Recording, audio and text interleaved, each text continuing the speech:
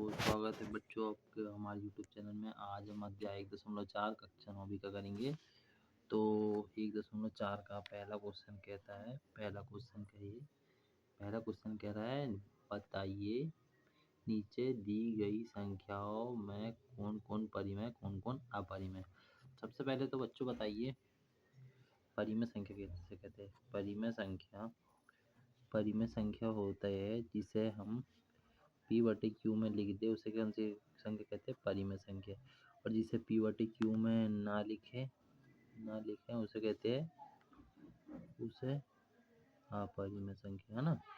अपरिमेय संख्या यहाँ तक सबको समझ में आया बच्चों देखो, परिमेय संख्या बराबर जिसे P/Q के रूप में लिख दे परिमेय संख्या, और जिसे P/Q में ना लिखे उसे अपरिमेय संख्या। यहाँ तक समझ में आया। इससे रिलेटिव पहला सवाल कह रहा है, पहला सवाल है 2 माइनस करनी 5, बताइए परिमेय है क्या अपरिमेय है। एक चीज बताओ बच्चों, करनी के अंदर कोई वैल्यू है तो ये कौन सी संख्या होगी, अपरिमेय। तो पहला क्वेश्चन का आंसर में जाएगा अपरिमेय संख्या। बच्चों समझ में आया। सेकंड सवाल क्या बोलता है, 3 प्लस करनी 23 कोष्टक में माइनस करनी 23। यहाँ तक समझ में आया। अब देखो 3 का 3 प्लस का प्लस करनी 23 का करनी 23 माइनस का माइनस करनी 23 का करनी 23 प्लस का करनी 23 माइनस का करनी 23 कट गया, बचा ओनली 3। तो 3 आप सब जानते हो, 3/1 हम इसे लिख सकते हैं। अतः यह कौन सी संख्या होगी, अतः यह होगी परिमेय संख्या।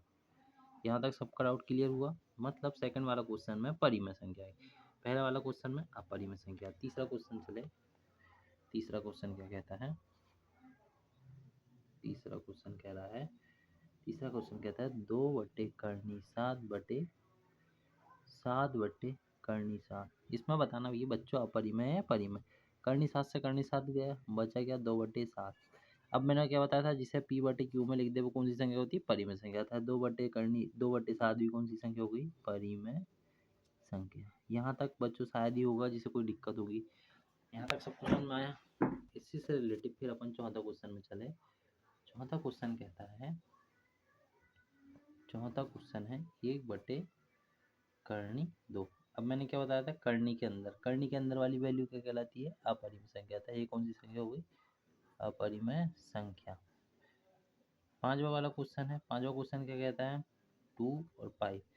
2 पाई भी एक कौन सी संख्या होती है, अपरिमेय संख्या। यहाँ तक बच्चों सभी को समझ में आया।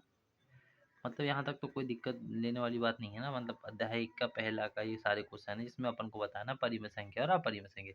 परिमेय संख्या उसे कहते हैं जिसे P/Q में लिखते हैं, और परिमेय संख्या कहते हैं जिसे P/Q में ना लिखे उसे अपरिमेय संख्या कहते हैं। जिससे रिलेटेड पहला क्वेश्चन था 2 माइनस करनी 5 मतलब अपरिमेय संख्या है। 3 प्लस करनी 23 कोष्टक बंद माइनस करनी 23। तो करनी 23 से करनी 23 कट गया, बच गया ओनली 3। तो 3 होती है, 3/1 लिख सकते, अतः होगी परिमेय संख्या। थर्ड क्वेश्चन था 2/7 तो करनी 7/7।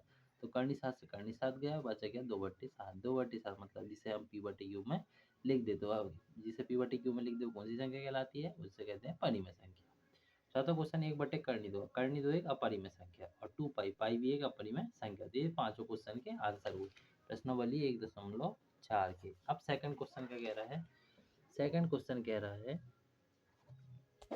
सेकंड क्वेश्चन बच्चों पढ़े। सेकंड क्वेश्चन कह रहा है निम्नलिखित व्यंजकों में प्रत्येक व्यंजक को सरल करो। मतलब इन व्यंजक को अपन को सरल करना है।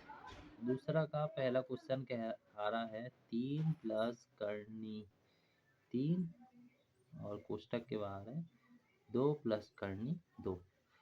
क्वेश्चन है दूसरा का पहला 3 प्लस करनी 3 2 प्लस करनी 2। व्यंजक को सरल करना भैया बच्चों, क्या करना है, व्यंजकों को सरल करना। अब एक चीज बताओ, इसमें तो कोई समीका लगेगी नहीं। तो मैंने कल भी एक क्वेश्चन करवाया था, मतलब ये 3 का गुणा इस 2 के साथ भी और 3 का गुणा करनी 2 के साथ भी, करनी 3 का इसके साथ भी और करनी 3।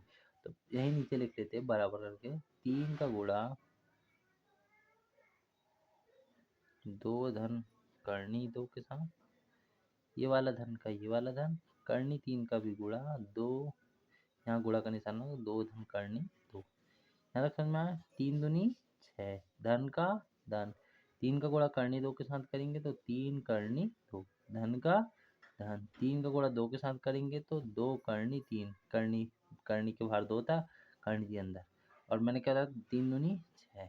यहाँ तक सबको समझ में आया। अब देखो 6 का 6 प्लस करनी 3 2 धन 2 करनी 3 प्लस करनी 6, यही इसका आंसर है। इससे आगे सॉल्व होगा क्या? नहीं होगा।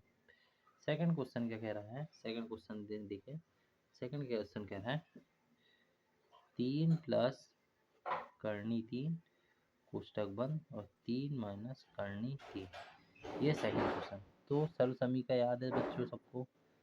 सर्व समीका, सर्व समीका मतलब होता है a प्लस बी और एक कोष्टक में a माइनस बी, तो होता है ए की घात 2 माइनस बी की घात 2, मतलब a का मान ये हो गया और ये हो गया b का मान। a की घात 2 मतलब 3 की घात क्या हो गई 2, माइनस b की घात 2 मतलब करनी 3 की घात क्या हो गई 2। मैंने कल ही बताया वर्ग से करनी कट जाती, 3 का वर्ग होता है बच्चों 9, माइनस का माइनस, यहाँ ओनली 3 बचा, 9 में से 3 गया कितना बचा भैया 6, तो इस सेकंड वाले का आंसर आ गया। यहाँ तक सबको समझ में आया। थर्ड क्वेश्चन में जाए। थर्ड क्वेश्चन क्या कह रहा है? थर्ड क्वेश्चन कह रहा है 5 प्लस करनी 2 की घात 2, 5 प्लस करनी 5 है प्लस करनी 2 की घात क्या होगी 2। सर्व समीकरण कौन सी वाली होगी बच्चों? सर्व समीकरण लिखे a प्लस बी का होल स्क्वायर होता है a की घात 2 धन b की घात 2 धन 2ab।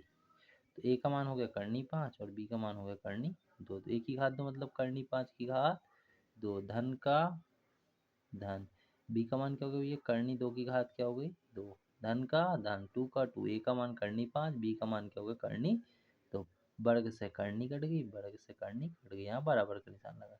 यहाँ क्या बचा ओनली 5 धन का धन 2 का 2 धन का धन 2 का 2 गुणित का गुणित 5 दूनी क्या होगा करनी 10, तो 5 और 2 होता है 7 धन 2 लिख दो, गुणा लगाने की जरूरत नहीं है ऑलरेडी गुणा में, तो 7 धन 2 करनी 10, इसका ये हो गया आंसर। यहाँ तक बच्चों सबको समझ में आया? मेरे को ऐसा नहीं लगता कि यहाँ तक तुमको कोई डाउट होगा। चौथा क्वेश्चन इससे रिलेटिव कहता है, चौथा क्वेश्चन है, चौथा क्वेश्चन है करनी 5 माइनस करनी 2 और एक कोष्टक में करनी 5 प्लस करनी 2, इसमें भी क्या लग जाएगी बच्चों सर्व समीका। सर्व समीका क्या होती है a प्लस बी और a माइनस बी होता है a की घात 2 माइनस b की घात 2, ये सर्व समीका होती है। a का मान ये हो गया, b का मान ये हो गया, देखो सेम सेम दिख रहा है इसलिए a भी मान लिया अपने, इसको मान लो a, इसको मान लो b। a की घात 2 मतलब करनी 5 की घात 2 माइनस का माइनस और b का मान करनी 2 की घात क्या हो गई 2, वर्ग से करनी कट गई, वर्ग से करनी कट गई, यहाँ बचा ओनली 5 माइनस का माइनस बचा 2, 5 में से 2 गया बच्चों आ गया 3, तो इस व्यंजक का आंसर क्या आया बच्चों 3। यहाँ तक सबको समझ में आया होगा, शायद ही होगा जो जिसे यहाँ तक कोई क्वेश्चन समझ में ना आया होगा। अब अपन आगे क्वेश्चन की बात करें। अगला क्वेश्चन है, अगला क्वेश्चन है थर्ड क्वेश्चन। थर्ड क्वेश्चन देखें, थर्ड क्वेश्चन कह रहा है, यहाँ रख ले, आपको याद होगा कि पाई को वृत्त की परिधि मान लीजिए सी और उसका व्यास मान लीजिए डी के अनुपात में परिभाषित किया जाता है, अर्थात पाई का मान सी बटे डी है। अतः इस तथ्य का अंतर्विरोध करता हुआ प्रतीत होता है कि पाई अपरिमेय है।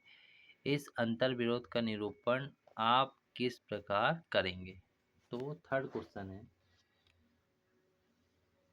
थर्ड क्वेश्चन का आंसर देखो बच्चों, ये क्वेश्चन तो ज़्यादा हालांकि आता नहीं है, इसलिए फिर भी लिख लो, कोई दिक्कत नहीं। इसमें लिखना है इसका कोई अंतर्विरोध नहीं है, उत्तर में लिखना इसका कोई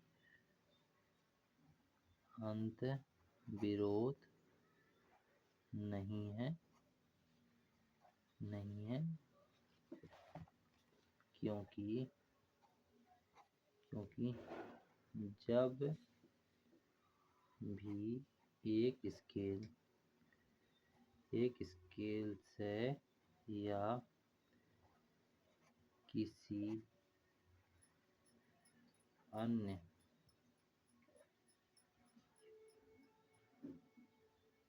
अन्य से लंबाई मापते हैं तो हमें केवल एक सन्निकट परिमेय मान प्राप्त होता है। अतः हम वह अनुभव नहीं कर पाते कि सीवडी अपरिमेय। बच्चों थोड़ी राइटिंग का देख लेना। हालांकि यहाँ तक ये क्वेश्चन में इसने इतने ही लिखना है, इसका कोई अंतर विरोध नहीं है, क्योंकि जब भी एक स्केल से या किसी अन्य से लंबाई मापते हैं तो हमें केवल एक सन्निकट परिमेय मान प्राप्त हो जाता है। हम यह अनुभव नहीं कर पाते कि सी व डी अपरिमेय। थर्ड क्वेश्चन का आंसर सबको समझ में आएगा। इसी के रिलेटिव अपन चलते हैं अब चौथा क्वेश्चन। चौथा क्वेश्चन क्या कह रहा है? चौथा क्वेश्चन है संख्या रेखा पर कर्णी 9.3 को निरूपित कीजिए। चौथा क्वेश्चन है। चौथा क्वेश्चन भी थोड़ा दिमाग खाओ क्वेश्चन है, हालांकि ज़्यादातर तो आता नहीं, बट अपन लिख ले। एक लाइन बना लो। एक लाइन में लिखना है। एक लाइन में क्या बनाना है? 9.3 बनाना है। तो ऐसे डेड करके एक ऐसी चाप बना लेना और एक चाप ऐसी बना के